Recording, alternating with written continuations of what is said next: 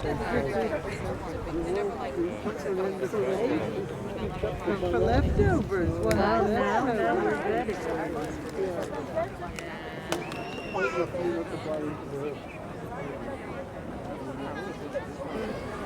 Without further ado, on with the show.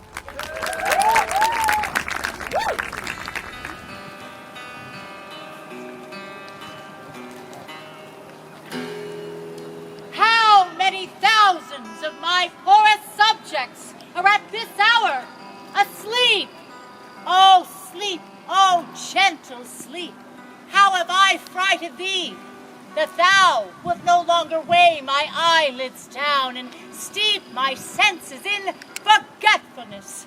Why, rather sleep liest thou in smoky cribs, upon an easy pallet stretching thee, and hushed with buzzing night flies to thy slumber, than in the perfumed chambers of the great, under the canopies of costly state, and lulled with sounds of sweetest melody. Deny it to a king, then happy low, lie down. Uneasy lies the head that wears a crown. Bring us in good ale, good ale. Bring us in good ale, good ale. Bring us in good ale, good ale, oh. Bring us in good ale, good ale. Bring us, oh, bring us good ale, good ale. And bring us, oh, bring us good ale, good ale. Bring us in good ale. For Our Lady's sake. 1, 2, 3, 4. Bring us in good ale, good ale. Oh, bring us in good ale, good ale. Bring us in good ale, good ale. Oh, bring us in good ale, good ale. Bring us, oh, bring us good ale, good ale. And bring us, oh, bring us good ale, good ale. Bring us in good ale. For Our Lady's sake. Bring us in good ale. Oh, bring us in good ale. For our blessed Lady's sake. Lady's sake.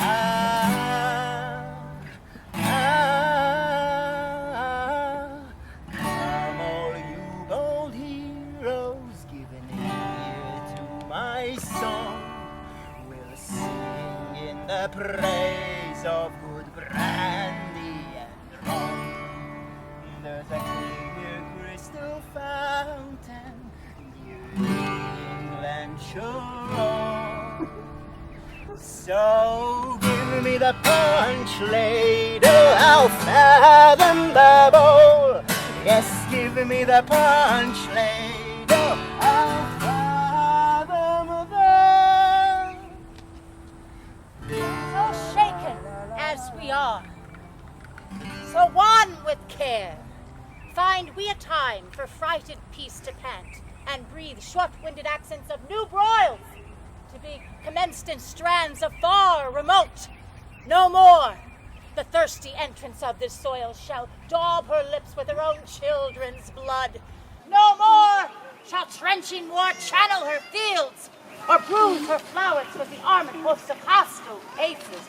Therefore, friends, as far as to the sepulchre of Christ, forthwith a power of English shall we levy, whose arms are molded in their mother's wombs to chase those pagans over those fields which 1400 years ago were nailed for our advantage on the Abital cross. My liege, Then let me hear from you, my good cousin Westmoreland, what yesternight our council did decree in affording this dear expedience. this haste was hot in question. Many limits were set down. But yesternight, when all athwart there came a post from Wales loaden with heavy news, whose worst was that the noble Mortimer, leading the men of Herefordshire to fight against the irregular and wild Glendower, was by the rude hands of that Welshman taken. 1,000 people butchered. It seems that the tidings of this new broil break off our business for the Holy Land. This matched with other did, my gracious lord. for more uneven and unwelcome news on Holyrood Day, the gallant Hotspur, young Harry Percy, and brave Archibald, that ever valiant and approved Scot, at Holmdon met, where they did spend a bloody and sad hour. Here is a tear, true industrious friend, Sir Walter Blunt, new lighted from a horse, and he hath brought us smooth and welcome news. The Earl of Douglas is discomfited. 10,000 bold Scots, 22 knights, balked in their own blood, did I myself see on Holmesden's plains. Of prisoners, Hotspur took Mordechai, Earl of Fife, and eldest son to Beaton Douglas, and the Earl of Athol, of Murray, Angus, and Menteith. Ha! Is not this an honourable spoil and a gallant prize, ha, cousin, is it not? And faith, this is a conquest that a prince could boast of. Oh, there thou makes me sad, and makes me sin and envy that my Lord Northumberland should be father to so blessed a child, who is sweet Fortune's minion, and her pride, whilst I, by looking at the praise of her, see riot and dishonor stain the brow of my young Harry. Oh, that it could be proved that some night-tripping fairy had exchanged our children in cradle clothes where they lay, and called mine Percy and his Plantagenet, then I could have his Harry and he mine.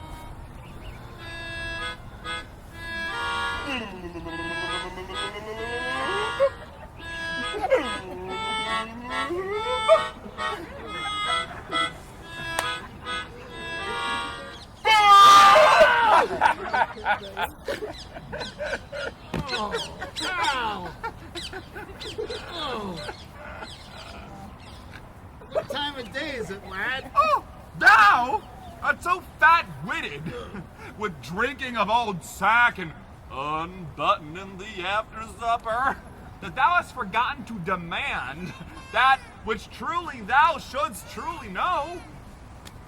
What a devil hast thou to do with the time of day, unless hours were cups of sack, and minutes, capons, and clocks, the tongues of balls, and dials, the signs of leaping houses, and the blessed sun himself, a fair, hot wench in flame-colored taffeta.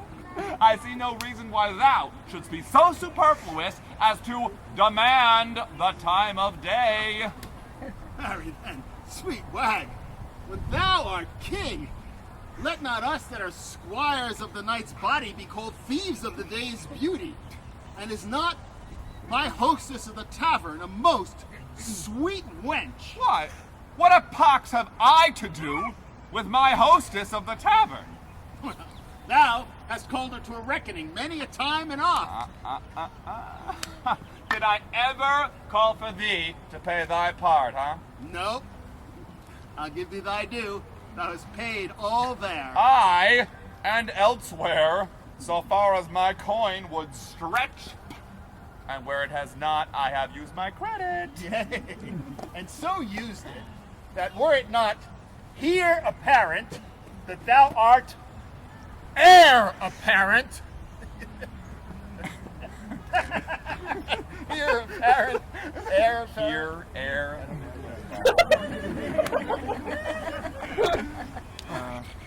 I prithee, sweet wag, shall there be gallows hanging in England when thou art king? Do not, when thou art king, hang a thief. No, thou shalt. Shall I? Yeah. Oh, rare. By the Lord, I'll be a brave judge. Oh, thou judgest false already. Oh, I mean, thou shalt have the hanging of the thieves, and so become a rare hangman. Well. And in some sort it jumps with my humor as well as waiting in the court. But let him from my thoughts.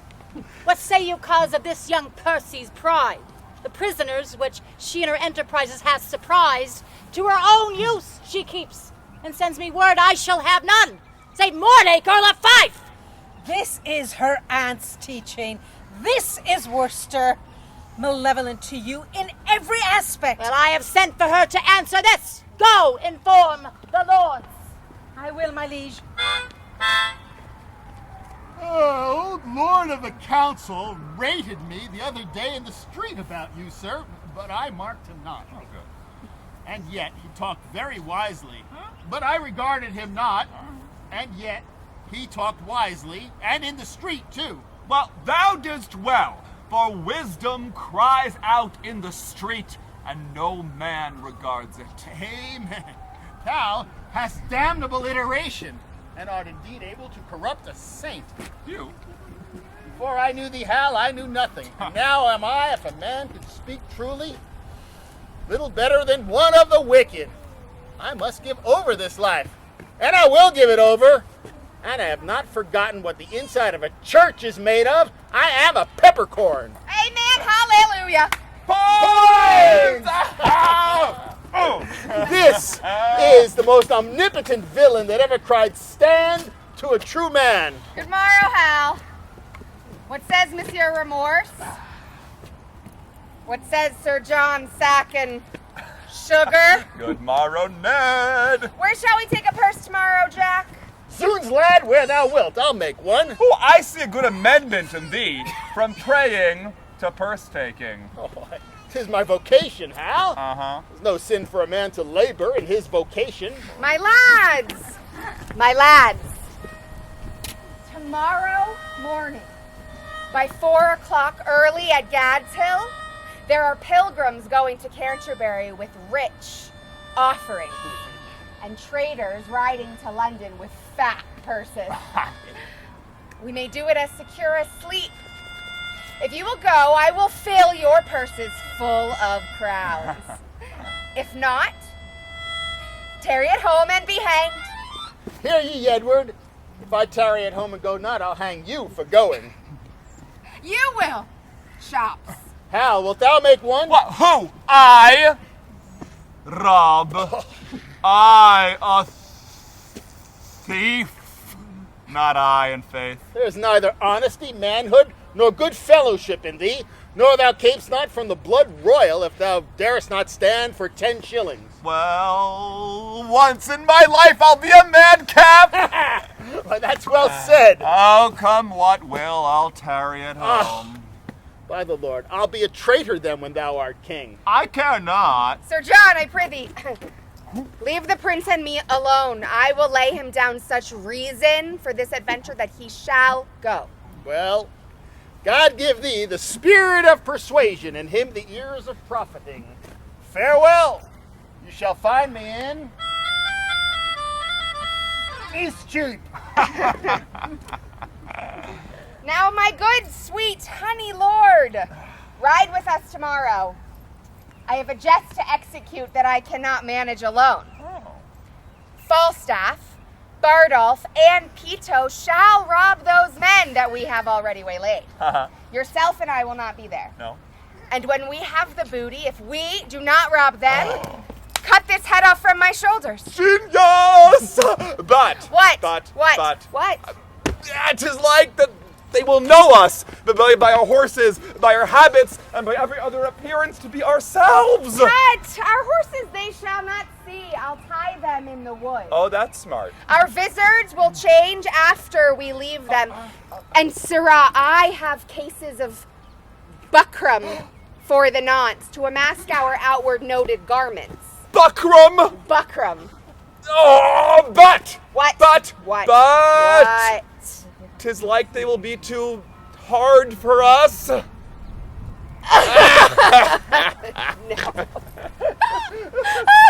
Well, for 2 of them, I know them to be such true-bred cowards as ever turned back. And for the 3rd, if he fight longer than he see reason, I'll forswear arms. No. The virtue of this jest is in the incomprehensible lies that this same fat rogue will tell us when we meet at supper, how 30 at least he fought with, what wards, what blows, what extremities he did endure.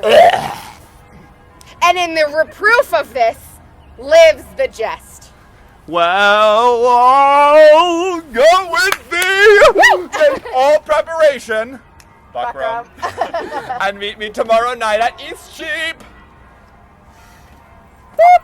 Eastcheap. So they're all subbed. Yeah, farewell. Farewell, and don't forget that. Yeah, I know.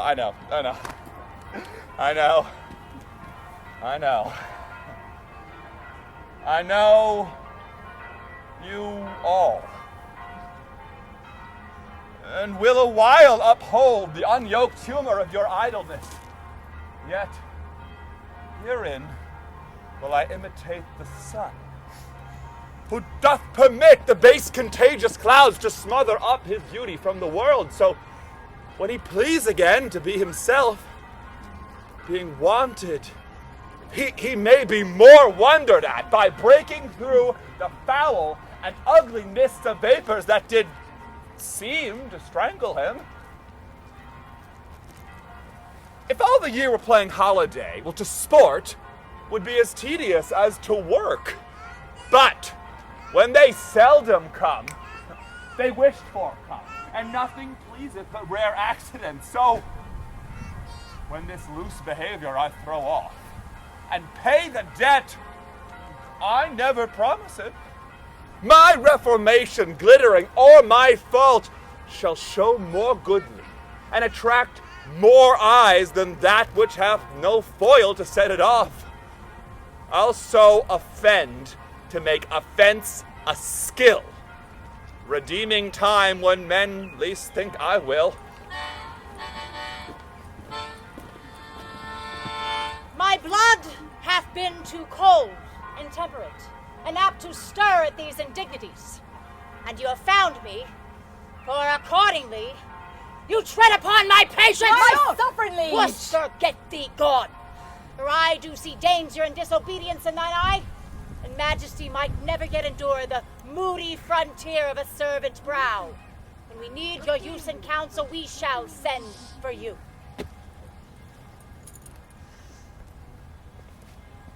You are about to speak. Yea, my good lord. Those prisoners, in your highness's name demanded, which Harry Percy homed and took, were, as she said, not with such strength denied as is delivered to your majesty. Either envy, therefore, or misprision is at fault, but not my daughter. My liege, I did deny no prisoners. But I remember when the fight was done, when I was dry with rage and extreme toil, breathless and faint, leaning upon my sword, came there a certain lord, neat and trimly dressed, fresh as a bridegroom, and his chin new reaped showed like a stub of land at harvest home. He was perfumed like a milliner, and twixt his finger and his thumb he held a pouncet box, which ever and anon he gave his nose and took it way again, who therewith angry when it next came there took it and snuff, too! And still he smiled and talked, and as the soldiers bore dead bodies by, he called them untaught knaves, unmannerly, to bring a slovenly, unhandsome course betwixt the wind and his nobility. With many holiday and lady terms, he questioned me. Amongst the rest demanded my prisoners in your majesty's behalf. I then, all smarting with my wounds being cold, to be so pestered with a popinjay, out of my grief and my impatience, answered neglectingly, I know not what. He should or he should not, for he made me mad. And I beseech you, let not his report come current for an accusation betwixt my love and your high majesty. The circumstances considered, good my lord. Why then doth she deny her prisoners? For with the proviso and the exception that we, at our own expense, should ransom straight her brother-in-law, the foolish Mortimer. Shall the coffers then be emptied to redeem a traitor home? No! On the barren mountains let him starve! For I shall never call that man my friend, whose tongue shall ask me for 1 penny's cost to ransom home revolted Mortimer. Revolted Mortimer! He never did fall off, my sovereign liege, but by the chance of war. To prove that true needs no more but one tongue for all those wounds, those mouthed wounds, which valiantly he took when on the gentle Severn's sedgy bank, in single opposition, hand to hand, he did confound the better part of an hour in changing hardiment with great Glendower. Then let him not be slandered with revolt. Thou dost belie him, Percy. Thou dost belie him. He never did encounter with Glendower. Let me not hear you speak of Mortimer. Send me your prisoners by the speediest means, or you shall hear in such a kind from me as will displease you. Northumberland, we license your departure with your daughter. Send us your prisoners, or you shall hear of it! And if the devil come and roar for them, I will not send them! What? Drunk with choler? Stay and pause a while. Here comes your aunt. Speak of Mortimer Zoons, I will speak of him. And let my soul want mercy if I do not join with him. Nay, on his part, I'll empty all these veins and shed my dear blood drop by drop in the dust. But I will lift the downtrodden Mortimer high in the air as this unthankful king, as this ingrate, cankered Bolingbroke. Sister, the king has made your niece mad. Who struck this heat up after I was gone? He will forsooth have all my prisoners! When I urged the ransom once again of my husband's brother, then his cheek looked pale, and on my face he turned an eye of death, trembling even at the name of Mortimer. I cannot blame him. Was not he, proclaimed by Richard, who dead is, the next of blood? He was. I heard the proclamation. But soft, I pray you. Did then King Richard proclaim my brother, Edmund Mortimer, heir to the crown? He did. Myself did hear it. Nay, that I cannot blame his cousin king that wished him on the barren mountain starve. But shall it be that you, who set the crown upon the head of this forgetful man, shall it for shame be spoken in these days, or fill up chronicles in time to come, that men of your nobility and power did gauge them both in an unjust behalf, as both of you, God pardon it, have done, to put down Richard, that sweet, lovely rose, and plant this thorn, this canker, Bolingbroke? And shall it in more shame be further spoken that you were fooled, discarded, and shook off by him for whom these shames you underwent? Revenge! The jeering and disdain contempt of this proud king who studies day and night to answer all the debt he owes to you, even at the bloody payment of your debts. Therefore, I say that with peace, cousin! Say no more. And now I will unclasp a secret book, and to your quick conceiving discontents, I'll read you matter deep and dangerous, as full of peril and adventurous spirit, as to o'erwalk a current roaring loud on the unsteadfast footing of a spear. If he fall in, good night, or sink or swim. Those same noble Scots that are your prisoners. I'll keep them all! By God, he shall not have a Scot of them. Nay, if a Scot would save his soul, he shall not. I'll keep them by this hand. You start away and lend no ear unto my purposes. Those prisoners you shall keep. Nay, I will, that's flat. He said he would not ransom Mortimer, forbade my tongue to speak of Mortimer, but I will find him as he lies asleep, and in his ear I'll holler, Mortimer! Nay, I'll have a starling, shall be taught to speak nothing but Mortimer! Mortimer!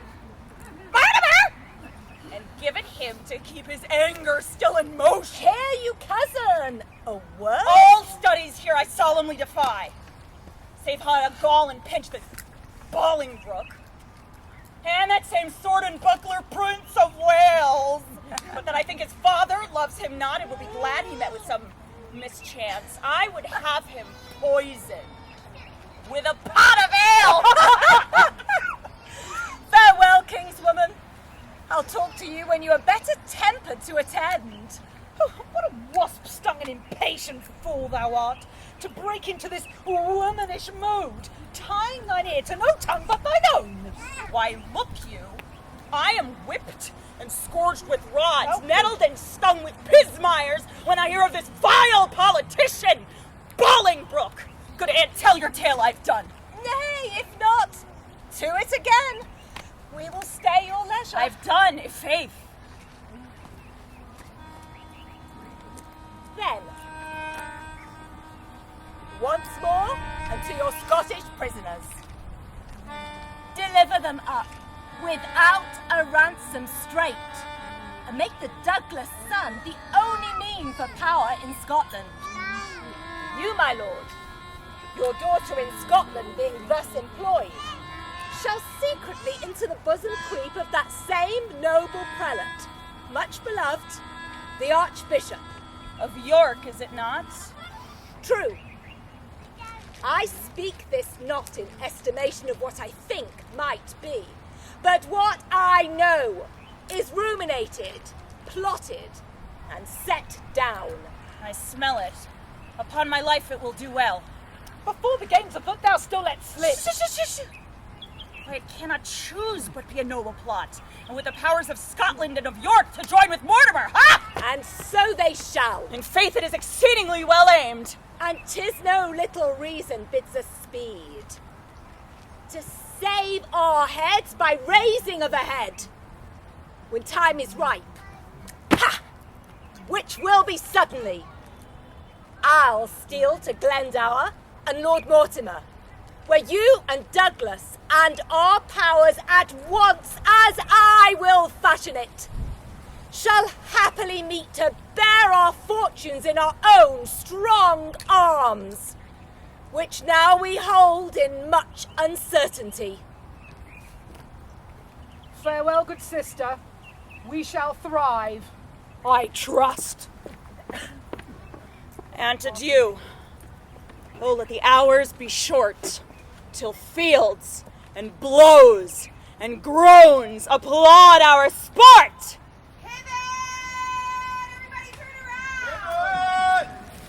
Action's over here now.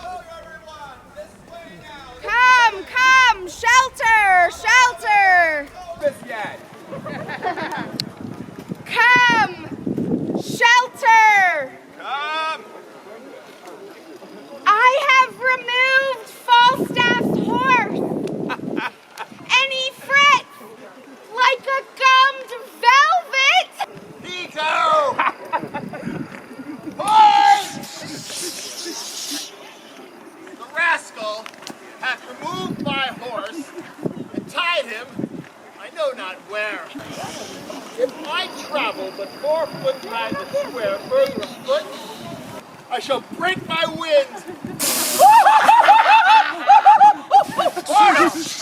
PETO! Give me my horse, you rogue! Oh, peace, you fat guts. Now lie down, lay thine ear close to the ground, and list if thou canst hear the tread of travelers. Have you any levers to lift me up again, being down? What plague mean you to colt me thus? Oh, thou liest. Thou art not colted. Thou art uncolted. I prithee, good Prince Hal, help me to my horse, good King's son. Out on you, rogue! What, shall I be your ostler? Hang thyself in thine own heir apparent garters. On with you, visitors! There's money of the king's coming down the hill! Tis going to the king's exchequer! You lie, you rogue! 'Tis going to the King's tavern.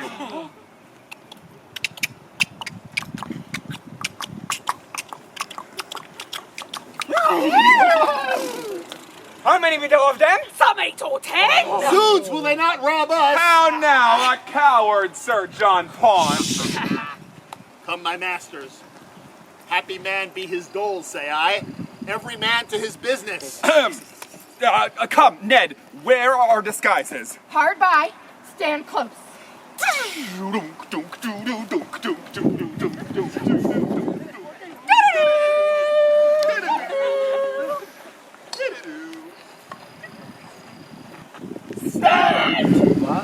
Down with him!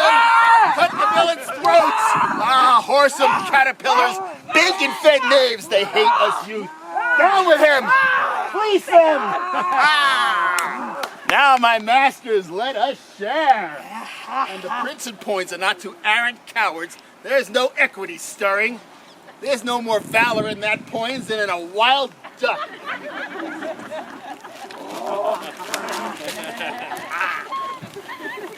Ha ha! Wait.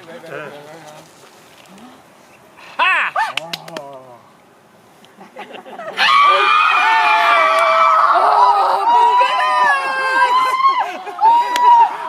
Got with much ease. How Falstaff sweats to death and lords the lean earth as he walks along. Turned out for laughing. I should pity him. Well, off we go. Come on, guys. Come on. After me. Follow the prince. Come on, up and out of